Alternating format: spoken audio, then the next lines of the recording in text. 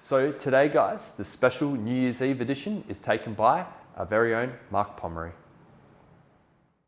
Well, hey there, Elevate friends and family. Great to have you with us today. And on behalf of all of our Elevate team, I really hope you had a terrific Christmas. And of course, now, when you're joining us, we're about to step into, or maybe if you're watching on demand, we've already stepped into a brand new year. So I just want to share a couple of thoughts around this idea that the promise is possible. Now, if you're brave enough, think back to when you were a kid and what did you want to be when you grew up? That seems to have changed. I mean, look, Lego, the company, recently surveyed a bunch of kids and asked them that question, what do you want to be when you grow up? And look, some of the usual suspects showed up: musician, professional athlete, teacher, probably a couple of astronauts in there as well. But you know the number one thing that kids responded to, that they wanted to be when they grow up? YouTuber. Yes, which I know is ironic if you're watching this on YouTube, but what I'm saying is there's kids that are thinking to themselves, boy, playing video games all day and recording the screen and then just publishing it, I mean, what could be better than that? Or doing makeup tutorial videos and publishing them, what could be better than that? A moment ago, we're thinking back to what you wanted to do or be when you grew up. Did anybody have superhero on their list? Okay, probably a few of you. A few years ago, a friend of ours walked into his kitchen and discovered his young son had climbed up to the top of their fridge freezer, had a cape on, and was about to jump off. Look, he's not the first boy, not the first kid that's ever climbed up into something that they probably shouldn't have and attempted to jump off because, you know, it's fun. One of the distinct differences about this particular kid is he thought that simply by the addition of the cape, that when he jumped off that fridge, he was 100% going to fly. Thankfully, my friend caught him just in time.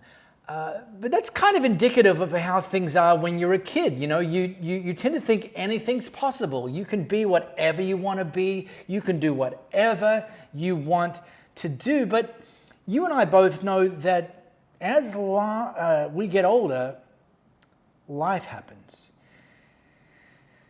We discovered that jumping off the top of fridges, so to speak, won't go well. So we stop even entertaining the possibility. And if we're not careful, we go from I can to I can't. You know, life beats you up and proves you wrong and knocks you down and leaves you dinged up.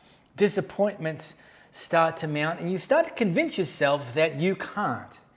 You know, I can't ever get out of debt can become the narrative. I can't ever beat this addiction. I can't ever restore this relationship. I can't ever get on a career path that I'll really enjoy. I can't.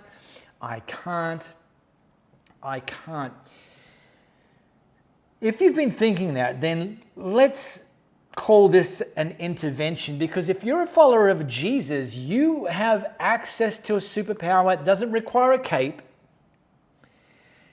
And it's this idea that God can.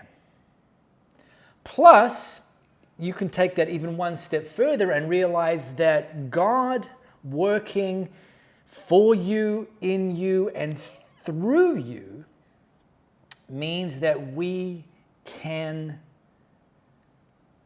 together. And so as we approach a brand new year, I want to put it to you that you don't have to go back to your childhood when you thought everything was wide open to have fresh hope that the future can be better than it is today. In fact, Jesus put it this way. humanly speaking, it is impossible. Now, he was talking in this exact context about salvation, about what it means to get into heaven, to be restored into a relationship with God. The next thing he says is very, very universal. Everything is possible with God. If God wants to do something, he's going to get it done. Because we follow the God of the possible. We follow a God who's filled with hope. We follow a God who has your future in his hands. We follow a God who's moving and working in your life even right this very minute. We follow a God who wants good things for you, who wants to empower you to accomplish his purpose. And those things mean that every day we have good reason to wake up and be optimistic that every day is filled with opportunity, that even when life feels impossible, nothing is impossible for God. So I want us to look into 2024 through the lens of a guy named Abraham. So if you've got your smartphone camera, how about you scan this flow code? It's going to take you to Genesis chapter 15, the first book of the entire Bible, chapter 15. And while you're doing that, let me just give you a little bit of the backstory. Now in chapter 12, God showed up to Abraham and gave him an incredible promised him that he'll be the father of many nations, that God will bless the entire world through Abraham, and ultimately that Abraham's life will be blessed to be a blessing. Now, fast forward to chapter 15, many years had gone past since God first made this promise to Abraham, and nothing had happened. So the writer records, sometime later the Lord spoke to Abraham in a vision and said to him, "Now don't be afraid, Abraham, for I will protect you and your reward will be great." Reward. What an incredible word to come out of the mouth of God, that he wants to reward you. See, I wonder if any of you were raised or formed the conclusion that God's like an angry police officer, just looking for you to do the wrong thing so he can write you a ticket. When you start to read God's account of who he is, what he does, what he's done, what he's promised to do, you start to form a very, very different picture of who God is. And that, if you take it seriously, changes everything. See, when we go back to this very book itself, the book of Genesis, go right back to the beginning, the creation account, when God created humankind, the first thing he did was bless them. And then, in fact, as you read on through this book of Genesis, you will see the word bless and the action of blessing more than any other book in the entire Bible. It's almost as if God was wanting to introduce himself to humankind as someone, a God who wants to bless his people. This is his promise. Blessing, reward, good things. But in order to get to that, we have to first and foremost hear God's promises. For the promise to be possible, we have to know what the promise is to begin with. And we have more noise going on around us than any time in human history. And for that reason alone, the reality is hearing can be difficult. Saw this recently on social media. My 3-year-old asked me how long he had to wait until he could stop listening to me. I told him he had to listen to me for the rest of his life. He looked at me dead in the eye and said, "I'll listen to you for the rest of your life." Toddlers are cold-blooded, man. What about the awkward moment of silence that some of you married men can relate to? My wife just stopped and said, "You weren't even listening, were you?" I thought, that's a pretty weird way to start a conversation. So my pro tip, is consistently read and reread the promises of God, especially when you find yourself thinking that your possible is limited. You know, God, you might be thinking, well, there won't be enough resources, enough energy. God says, I'll provide, and so you don't have to live in fear and in a scarcity mentality. You think, well, the future is ruined. And by the way, the reason sometimes you think that is because you've been reading the news. But God says, my plans still stand. Nothing can alter the plans of God. Not Putin, not politics, not global conflict. You might be thinking you're not safe. God says, I will be with you. And by the way, that promise, the promise of God's presence, is repeated more than any other promise throughout the entire Bible. Maybe you're feeling, I'm overwhelmed. God says, I'll send my Spirit. You're not meant to live this life. You're not meant to pursue possible. You're not meant to be moving towards my promises in your own strength. My Holy Spirit will empower you. And we need to hear these sorts of promises again and again and again, because it's so easy for them to get drowned out by the noise and the pressures of life. Now, God doesn't promise that you'll never face challenges or difficulties in your life. You know, your problems are real. No need to deny them, no benefit in denying them. But God's promises remind us that we don't have to face our challenges alone and in our own strength. In fact, your problems don't determine what's possible.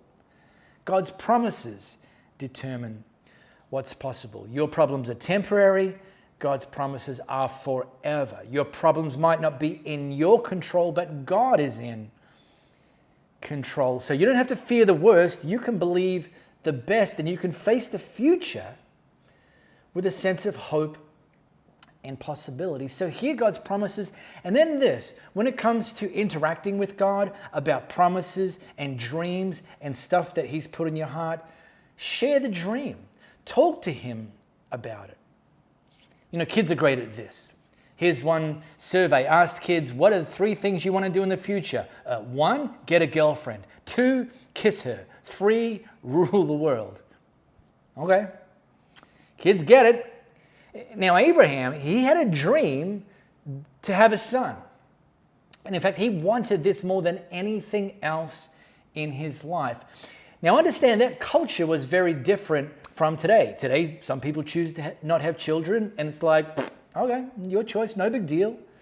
But in Abraham's culture, to have a child was like the number one thing. In fact, more importantly, to have a male child, to carry on your name and your legacy, was of the utmost importance. And in fact, in that culture, it was considered that without a son, you were nothing.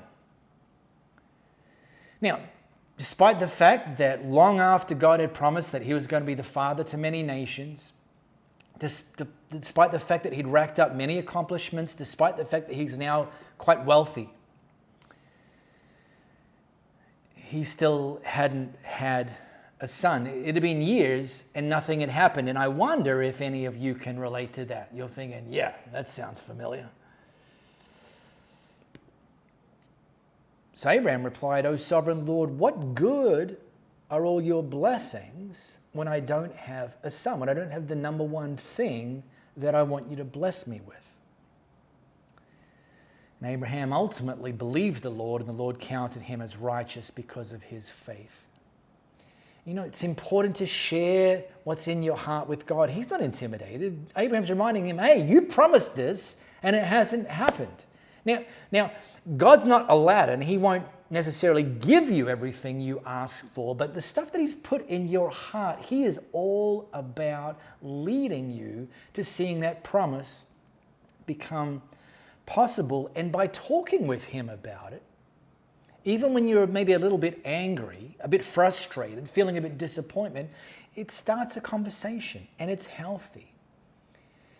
And what you tend to find, particularly when you're at the beginning of this journey, following Jesus, following God's dream for your life, we kind of can look like this. And this is observation, not criticism, because you might be here, where you sort of start with your dream and you ask for God just to sort of dabble in it a little bit, just to bless it a little, just to help it along the way. That'd be great.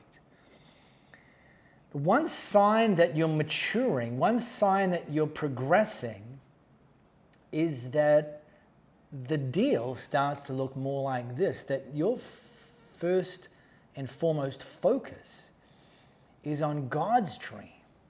And your prayer starts to be asking Him, how can I orient my life to be in your dream? How can your dream become my dream rather than my dream become your dream? That's why it's no coincidence the Bible begins with, in the beginning, God, not in the beginning, you or me.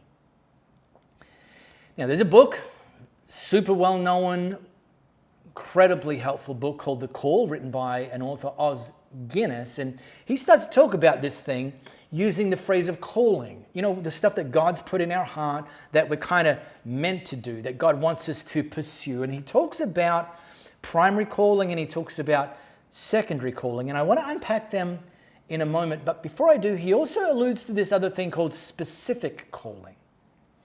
And the idea of specific calling is the one that too many people get stuck on. The idea of specific calling identifies that for some people, in fact, just let me make it clear, a very, very, very, very small percentage of people, God calls them to do a specific task in a specific context for a specific period of time. But that is very much the exception.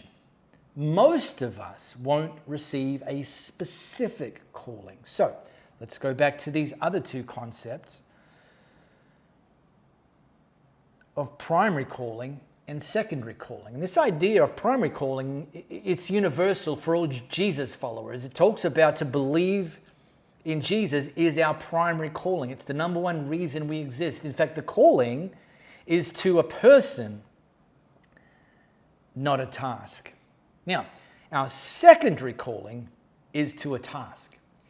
It's to live in response to Jesus' forgiveness, Jesus' love, Jesus' grace towards us, that calls us to orient and use our gifts, our time, and our resources to serve others and ultimately lead them to their primary calling of believing in Jesus. And you can do this anywhere. It doesn't have to be so super specific that if you miss it, then you'll miss out on your calling. In fact, that's kind of more of a recent idea in history, in church history, and it's really done a disservice to how people kind of identify God's calling for their life. Several centuries ago, the church came up with this concept called the perfect life. That there was such a thing as the perfect life. And in order to live the perfect life, get this, you had to either become a priest, a nun, or a monk. Only if you chose one of those three vocations did you get to live the perfect life. Every other good vocation was called the permitted life. So you had the perfect life, and that was like the sacred stuff. And then this concept emerged of the permitted life. You know, you can be a tradesperson, you can be a salesperson, you can be a stay-at-home mom, you can be a teacher, you know, if you want to settle for that. It's permitted, but it's not as good as the perfect life. But that's not God's perspective. God's perspective is that in any and every arena you step into, you can be used by God. So if you're working in retail, if you're in the medical profession, if you're in education, if you're in construction, if you're in transport, if you're a stay-at-home parent, what you're doing can be just as sacred as what I'm doing right now. There's no distinction. God can use you to serve others. That's this idea of secondary calling. So here's what I want to encourage you to do. Stepping into 2024, even if everything in your life isn't perfect, you don't think you're living the perfect life, which none of us ever are. Lean into the God of the possible in 2024. And I want to declare over your life that God is going to make the promise possible if you lean into the God of the possible. Hear his promises. Speak with him about his promises and the dreams he's given you, and then just go after them. Step into them. Go all gas, no brakes.